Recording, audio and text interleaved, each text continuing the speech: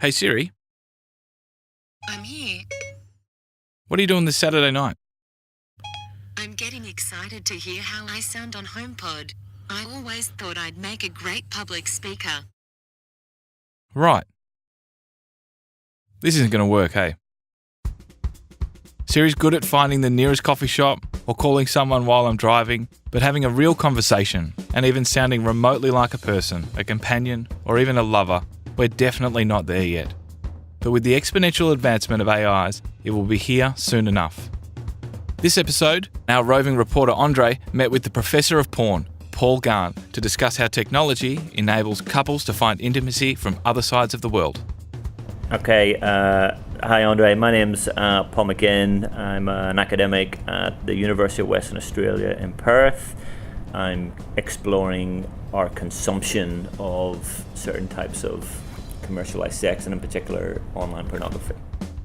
And we have an exclusive with the world's biggest porn star, Ron Jeremy, to discuss what the future of his industry will look like.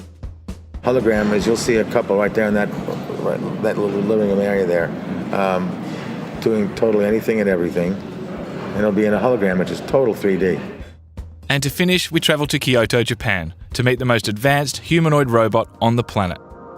Hello, my name is Erica.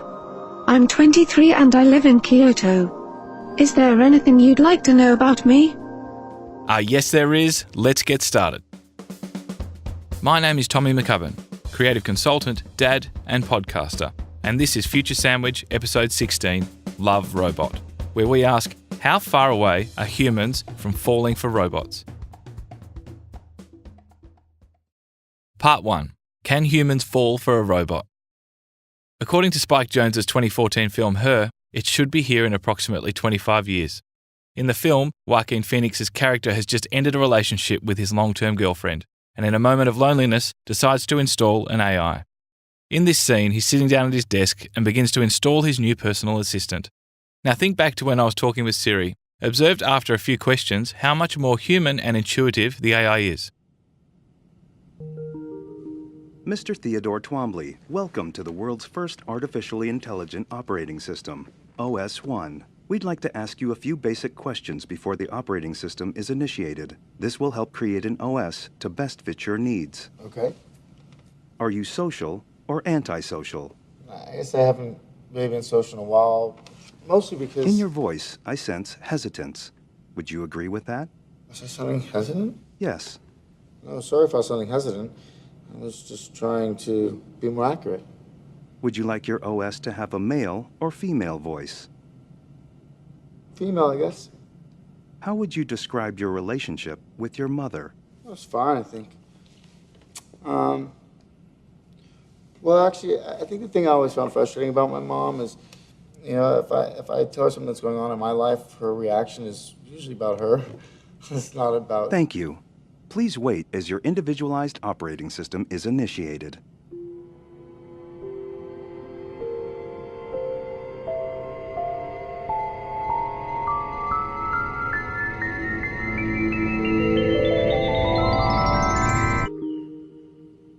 Hello, I'm here. Oh. Hi.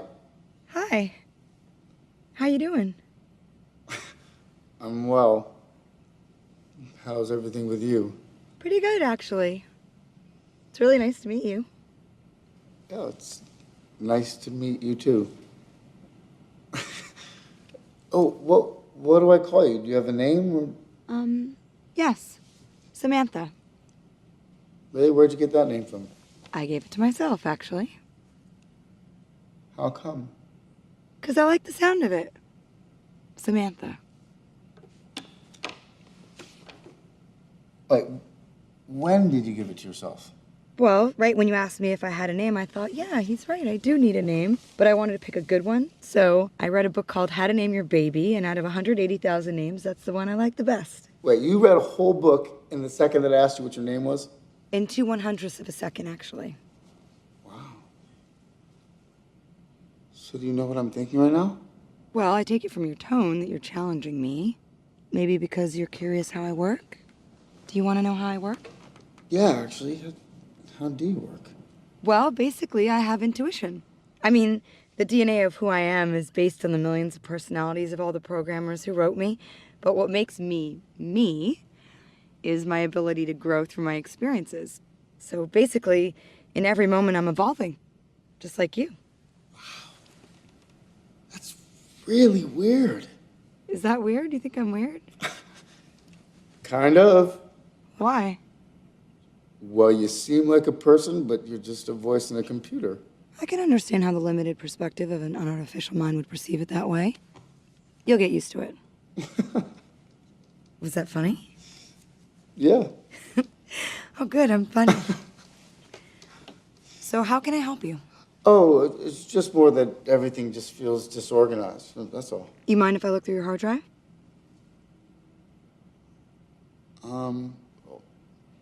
Okay. Okay, let's start with your emails. You have several thousand emails regarding LA Weekly, but it looks like you haven't worked there in many years. Oh, yeah. I think I was just saving those because I thought maybe I wrote something funny in some of them. But Yeah, there are some funny ones. I'd say there are about 86 that we should save. We can delete the rest. Okay. Okay? Can we move forward? Yeah, let's do that. Okay. So before we address your organizational methods, I'd like to sort through your contacts. Oh, you have a lot of contacts. I'm very popular. Really? Does this mean you actually have friends? You just know me so well already. It's equally as exciting as it is unsettling how in the space of a few minutes the machine went from nothing to being a friend with access to his most private secrets. When we think back to Siri, there is a lot of work to do, but you can see how easily the relationship with an advanced AI could grow into something romantic, as it does in the story of Her. We hear roboticist Guy Hoffman's journey in proving we can have an emotional connection with a robot. In his case, even with a desk lamp. My job is to design, build, and study robots that communicate with people, but this story doesn't start with robotics at all, it starts with animation. When I first saw Pixar's Luxo Jr., I was amazed by how much emotion they could put into something as trivial as a desk lamp. I mean, look at them. At the end of this movie, you actually feel something for two pieces of furniture. And I said, I have to learn how to do this. So I made a really bad career decision. And that's what my mom was like when I did it. And I left a very cozy tech job in Israel at a nice software company, and I moved to New York to study animation. And I learned two surprising lessons. One of them was that when you want to arouse emotions, it doesn't matter so much how something looks, it's all in the motion. It's in the timing of how the thing moves. And the second was something one of our teachers told us. He actually did the weasel in Ice Age. And he said, if as an animator, you're not a director, you're an actor. So if you want to find the right motion for a character, don't think about it. Go use your body to find it. Stand in front of a mirror, act it out in front of a camera, whatever you need, and then put it back in your character. A year later, I found myself at MIT in the Robotic Life group. It was one of the first groups researching the relationships between humans and robots. And I still had this dream to make an actual physical Luxo Junior lamp. But I found that robots didn't move at all in this engaging way that I was used to from my animation studies. Instead, they were all, how should I put it, they were all kind of robotic. And I thought, what if I took whatever I learned in animation school and used that to design my robotic desk lamp? So I went and designed frame by frame to try to make this robot as graceful and engaging as possible. I wanted it to be less of a mechanical structure giving me light and more of a helpful, kind of quiet apprentice that's always there when you need it and doesn't really interfere. And when, for example, I'm looking for a battery that I can't find, in a subtle way, it'll show me where the battery is. And I'm going to let you hear on a little secret we roboticists are hiding, is that every one of you is going to be living with a robot at some point in their life. And somewhere in your future, there's going to be a robot in your life, and if not in yours, then in your children's life. And I want these robots to be more fluent, more engaging, more graceful than currently they seem to be. And for that, I think that maybe robots need to be less like chess players and more like stage actors and more like musicians. Maybe they should be able to take chances and improvise, and maybe they should be able to anticipate what you're about to do, and maybe they even need to be able to make mistakes and correct them, because in the end, we are human. And maybe as humans, robots that are a little less than perfect are just perfect for us. Thank you.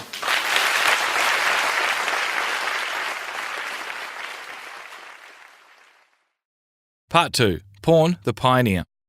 The industry which pioneered the modern internet as we know it is pushing interactive content and hardware, letting fantasies and relationships thrive without the limits of distance or imagination. Porn has driven true innovation in video streaming, live chat, online payments and privacy, and is notoriously at the forefront of innovation in domains of cryptocurrency, VR, AR, and everything in between. Okay, hi Andre, my name's Paul McGinn. I'm an academic at the University of Western Australia in Perth. I'm an urban planner, urban geographer, and one of my areas of interest, expertise and research is the geography and regulation of the sex industry. And that's everything from kind of adult stores, sex shops, through to now I'm kind of exploring our consumption of certain types of commercialized sex, and in particular online pornography. We met with Paul Garn to chat through how technology is affecting the porn industry, and wait until you hear what the professor focuses his studies on. Well, I mean, it's interesting. I mean, things like you can have remote, distant relationships with partners, for example. So things like Skype, for example, enable people to you can maintain your intimacy, your connection with someone. If you're on the other side of the world, you can Skype with them and basically, you can be intimate with them. So that's probably the most basic way in terms of technological. I mean, you could probably do that previously on the landline phone. But Skype allows you to both do video and audio, so you can, both senses can be piqued. In terms of sex toys, similarly, there's, a lot of sex toys, or an increasing number of sex toys are now, can be kind of remote controlled as well. So again, your partner could be somewhere and you can control it through your mobile.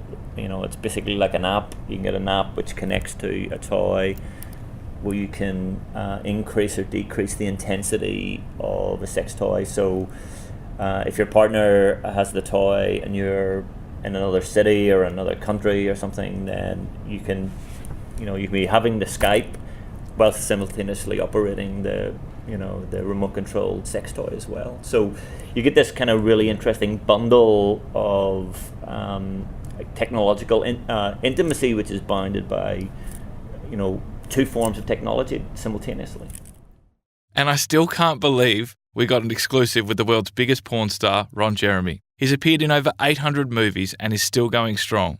Future Sandwich's roving reporter Andre sits down with Ron and asks what the future of his industry looks like. Okay, we talk about VR, and what do you think is going to be the next step? What's going to be the future of porn? This is the biggest question. Hologram. You think it's going to be hologram? Because that's even more advanced than VR. Hologram is, you'll see a couple right there in that little living room area there, doing totally anything and everything, and it'll be in a hologram, which is total 3D. Holograms, you don't need to have the glasses. You know that, right? But you can touch You need it. the glasses to go to a theater. So holograms don't need glasses. It's a very, very state-of-the-art. Well, look, they had Michael Jackson. No. They had Tupac Shakur. Yeah. Dancing and singing after he was dead for 5 years. He was on stage dancing and singing and shaking. They say it looked like he was right the hell there. But 3D, and it was all just a hologram. So I think holograms might be the way of the future because they're 3D. You can't pirate them, and it really gives you a fascinating look at whatever you're looking at. Porn's probably the best because I don't necessarily want to see a Spielberg movie. No. With the VR or 3D. Sometimes adventure films are good, but I think porn is best suited to holograms and VRs and different choices, Part 3. Meet Erica. She's the creation of Osaka University's professor Hiroshi Ishiguro, who has made it his life's mission to create a humanoid robot, or android as he calls it. His latest, most advanced robot is the life-size China doll-looking android, Erica. Hello, my name is Erica. I'm 23 and I live in Kyoto. When you look at her, she's obviously a robot. She has little cues such as subtle eye blinks, and she gently turns her head to follow the conversation around the room. It's actually quite unsettling, but also totally intriguing. My relationship to Erica is that I'm her architect. That is Dr. Dylan Glass, the guy who has been tasked with bringing Hiroshi Ishiguro's vision literally to life. For about 2 years now, I've been working with Erica and trying to create, her mind, create her personality, and get all the details working. Erica has 20 degrees of freedom, mostly just the upper body. She can't move her arms yet. Her skin's made of silicone. She has 2 16-channel microphone arrays, localizing where sound is coming from. So if somebody's talking, you can figure out who is talking. She has 14 infrared depth sensors to track where people are in the room. She also has face recognition capability. One of the most amazing things is her voice. She has maybe the most amazing speech synthesis system that I've encountered. Does that answer your question? She's really the sum total of all the things that the different people in the team have put into her. And it's not just like one person wrote a program and it does what you said. For me, the real litmus test is, can I interact with a robot and still think of it as another being, as like alive in some sense? The next conversation is taken from a documentary on Erica made by The Guardian called Man-Made. She's sitting at a table across from a man she's just met for the first time. Now think back to the scene from her and listen at how we're edging closer to that reality of robots holding down real conversations. Hello there. May I ask your name? My name is Etienne. It's nice to meet you, Etienne. So, what country are you from? I'm from South Africa. Oh, really? I've never been to South Africa, but I do love the film Chappie, which was made in South Africa. Have you seen it? Yes, indeed. I think it raises some interesting questions about artificial consciousness, and Chappie is very cute. I think the really interesting thing about building something that's kind of like a human is that you have to really examine deeply, what it means for us to be human.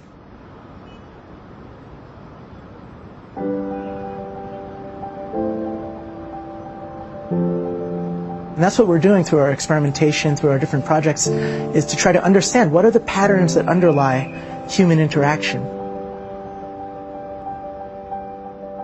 What's the structure that underlies the way that we interact with people?